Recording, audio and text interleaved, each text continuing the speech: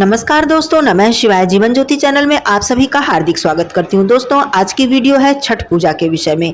आप सभी भाई बहनों को छठ पर्व, छठ व्रत की हार्दिक शुभकामनाएं, दिल से शुभकामना।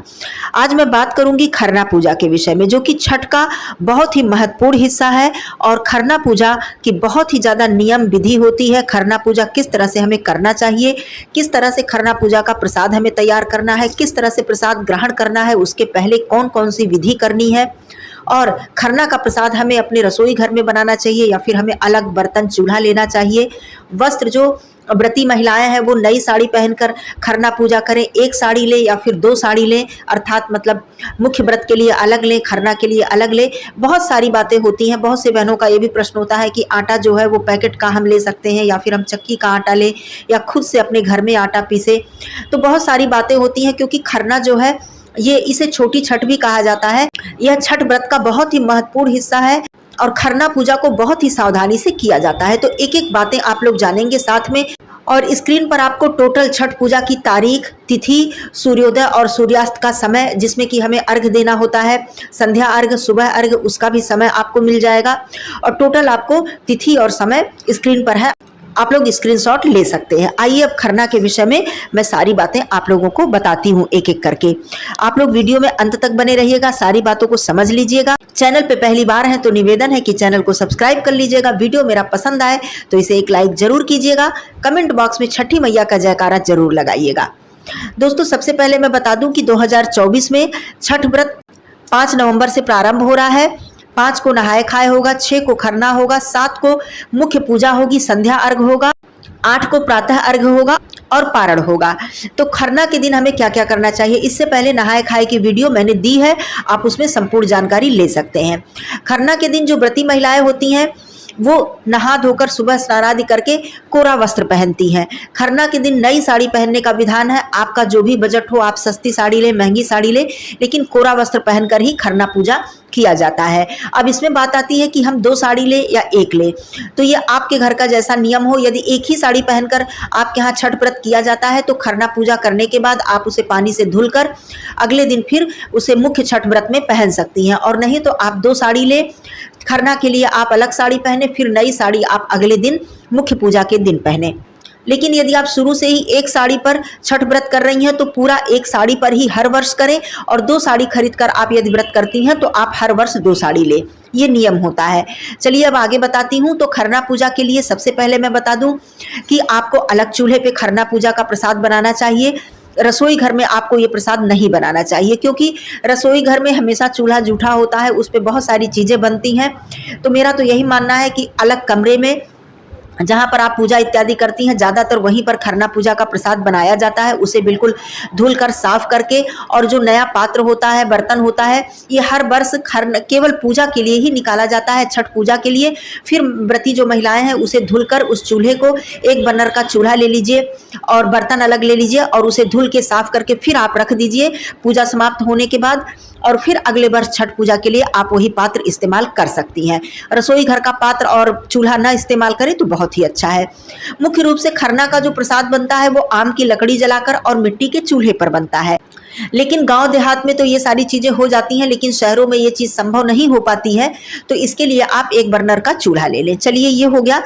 अब खरना पूजा के लिए दिन भर व्रती महिलाएं निर्जला व्रत रखती हैं, निराहार व्रत रखती हैं, बिल्कुल कुछ भी खाना पीना नहीं होता है। संध्या के समय मुख्य रूप से जो व्रती महिलाएं होती हैं उन्हें ही खरना का प्रसाद बनाना चाहिए, क्योंकि जो भी ये प्रसाद बनाता है वो भोजन इत्यादि करके प्रसाद नहीं बनाता है, उसे व्रत रखना पड़ता है, तभी ये प्रसाद बनाया जाता है।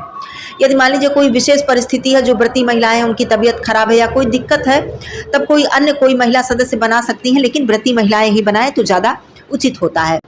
खरना पूजा में मुख्य रूप से गुड़ की खीर और रोटी यही प्रसाद बनता है। बहुत से लोग दूध की खीर भी बना लेते हैं, बहुत से लोग केवल गुड़ की खीर बनाते हैं। ये आप देख लीजिएगा आपके घर कौन सी खीर बनती है। नए चावल की खीर बनती है। अब खरना पूजा में संध्या के समय उस जगह की साफ सफाई करके, चूल्हे बर्तन सबकी साफ सफाई करके सबसे पहले खीर तैयार की जाती है। चूल्हे का पूजन करने के बाद चूल्हे का पूजन किया जाता है, खीर तैयार की जाती है, उसके बाद रोटी बनाई जाती है। अब यहाँ पर बात आती है पैकेट के आटे की, क्योंकि शहरों में बहुत दिक्कत होती है, जो भी माताएं बहनें पैकेट का आटा यूज करती हैं। तो जहाँ तक छठ पूजा की बात है, ये बहुत बड़ी तपस्या है और इसमें स्वच्छता, पवित्रता, नियम का बहुत ज़्यादा ध्यान देना पड़ता है। तो मैं तो पैकेट के आटे की सलाह नहीं दूंगी कि आप पैकेट का आटा लें। हाँ, ये है कि आप अगर खुद घर में गेहूं धुल कर नहीं पिसवा सकती हैं, यदि आप चाहें, आपके पास थोड़ी सी भी जगह हो, तो थोड़ा ही गेहूं केवल खरना के प्रसाद के लिए और छठ पूजा के ठेकुआ इत्यादि के लिए आप गेहूं थोड़ा सा धुलकर सुखाकर चक्की पे पिसा लें। नहीं तो आप चक्की से आटा ले लें, जहाँ पर गेहूं का आटा पीसा जाता है उस चक्की से भी आप आटा ले सकती हैं। लेकिन जहाँ तक हो सके आप स्वच्छता का ध्यान रखें और जैसी आपकी सुविधा हो उसी हिसाब से करें, तो ये बहुत ही उत्तम है। चलिए, ये हो गया।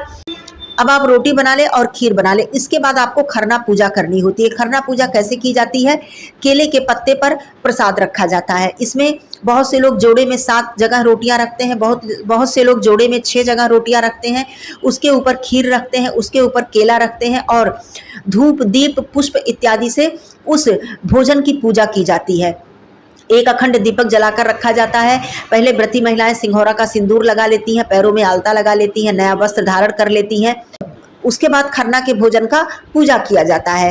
तो केले के पत्ते पर 6 जगह या 7 जगह, जैसे आपके घर का नियम हो, रखकर और उस पर पुष्प चढ़ाकर, धूप दीप दिखाकर उसकी पूजा की जाती है और सिंदूर से टीका लगाया जाता है। पीले सिंदूर से टीका लगाया जाता है। धूप दीप करने के बाद, उस पर भोजन पे टीका करने के बाद आपको अगियारी करनी होती है। छठी मैया के नाम से और भगवान सूर्य देव जी के नाम से अगियारी करनी होती है। कंडे को जलाकर, उपले को जलाकर उसी भोजन की अगियारी की जाती है। मतलब खीर और केला और रोटी जो आपने बनाई है, उसी भोजन की आपको 6 बार अगियारी डालनी होती है। फिर सूर्य देव जी के नाम से आहुति डालनी होती है और छठी मैया से प्रार्थना करनी होती है कि हे माता, मुझसे जो भी त्रुटि हो जाए, गलती हो जाए, उसे क्षमा कीजिएगा, मेरी मनोकामना पूर्ण कीजिएगा, अपनी कृपा दृष्टि मेरे परिवार पर, मेरे संतान पर सदा ही बनाए रखिएगा। तो इस तरह से प्रार्थना करके, अगियारी करके, सर झुकाकर, उसके बाद आपको अपना भोजन व्रती महिलाओं को ग्रहण करना होता है। इसके बाद ही व्रती महिलाओं को प्रणाम करके अन्य सदस्य परिवार के और अन्य लोग भोजन ग्रहण करते हैं। खरना पूजा में बहन बेटियों को भी आमंत्रित किया जाता है। अपने जान पहचान के लोगों को भी खरना के प्रसाद के लिए आमंत्रित किया जाता है। ये आप अपने घर का नियम देख लीजिएगा। तो व्रती महिलाएं सबसे पहले खरना का भोजन ग्रहण करती हैं। उसके बाद जो पत्ते वाला प्रसाद है उसको परिवार के अन्य सदस्य को दिया जाता है और जो बहन बेटी घर में आई हों, जान पहचान के लोग हों, उनको भी खरना का प्रसाद दिया जाता है। कहा जाता है कि खरना का प्रसाद खाना बहुत ही शुभ माना जाता है। खरना का प्रसाद खाने के बाद व्रती महिलाएं उसके बाद कोई भी अन्न या भोजन ग्रहण नहीं करती हैं। हाँ, पानी इत्यादि आपको रात्रि में 1 आध बार पीना है तो पानी आप पी सकती हैं, वो भी रात्रि में 3 बजे से पहले ही। उसके बाद आपको पानी इत्यादि कुछ नहीं पीना होता है। फिर पूरी रात्रि, अगले दिन पूरा दिन, फिर अगले दिन पूरी रात्रि आपको बिल्कुल निर्जला रखना होता है। जिस दिन आपको संध्या अर्घ देना है उस दिन रात्रि में भी आपको निर्जला ही व्रत रखना होता है। तो इस तरह से आप खरना पूजा कर लें। अब साड़ी आपको यदि वही पहननी है तो उसके बाद आप निकाल कर उसे धुलकर सुखा लें, और नहीं तो आप दूसरी साड़ी पहनकर मुख्य पूजा करें, तब आप वही साड़ी पहने रखें, कोई दिक्कत नहीं है। इस तरह से खरना पूजा बहुत ही मुख्य होता है। छठ पूजा में आप लोग सफाई का बिल्कुल ही ध्यान रखें, स्वच्छता का ध्यान रखें, नियम का ध्यान रखें और छठी मैया और भगवान सूर्य देव जी से प्रार्थना करते हुए इस तरह से अपने व्रत को शुरू करें, क्योंकि अगले दिन आपको फिर निर्जला व्रत रखना, इसके लिए बहुत ही शक्ति और बहुत ही संयम की आवश्यकता होती है। और अगले दिन निर्जला व्रत जब हम रखते हैं तो हमें बहुत सारा काम होता है। उस दिन पूरा प्रसाद, ठेकुआ इत्यादि जितने भी बनते हैं वो सारा प्रसाद व्रती महिलाओं को बनाना होता है उसी निर्जला व्रत में ही, और सारी तैयारी करनी होती है। उसी दिन डाला सजाना होता है, सूपा सजाना होता है, ये सारा कार्य उसी दिन अगले दिन करना होता है। तो इसलिए बहुत ही धैर्य और बहुत ही शक्ति की आवश्यकता पड़ती है। तो आप लोगों का व्रत बहुत अच्छी तरह से पूर्ण हो, छठी मैया का आप लोगों को आशीर्वाद मिले, ऐसी कामना करती हूँ। फिर मिलती हूँ अगले मुख्य पूजा के विषय में वीडियो लेकर। तब तक के लिए दोस्तों धन्यवाद। नमः शिवाय। हर हर महादेव।